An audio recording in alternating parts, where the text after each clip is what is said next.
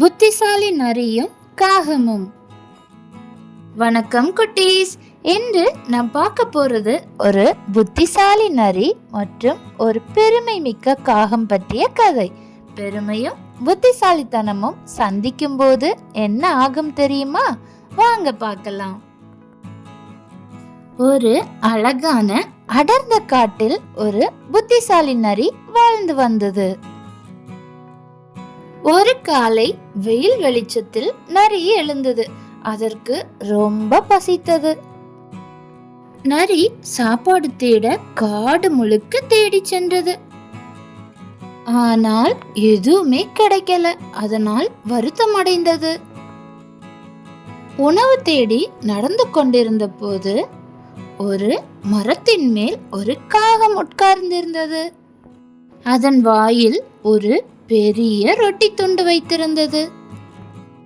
நரி அதை பார்த்ததும் அதன் வாயில் நீர் ஊறியது. அந்த ரொட்டியை கைப்பற்றணும் அது நினைத்தது. உடனே ஒரு திட்டம் தீட்டியது.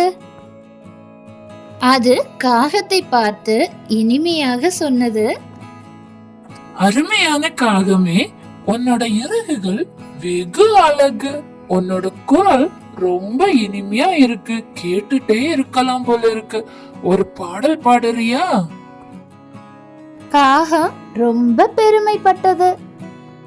அது இன்னும் உயரத்தில் தலை நிமிர்ந்தது. அதோ வாயை திறந்து கா கா என்று பாட ஆரம்பிச்சது. அப்போ என்ன ஆயிற்று தெரியுமா? காகத்தின் வாயில் இருந்த ரொட்டி துண்டு கீழே விழுந்தது. நரி அதை எடுத்துக்கொண்டு ஓடிவிட்டது. காகம் அங்குதான் உட்கார்ந்து மனவேதனையுடன் இருந்தது. அது ஏமாந்து விட்டது என்பதை தாமதமாக புரிந்து கொண்டது. இந்த கதையிலிருந்து நாம என்ன கற்றுக்கணும் தெரியுமா குட்டீஸ்?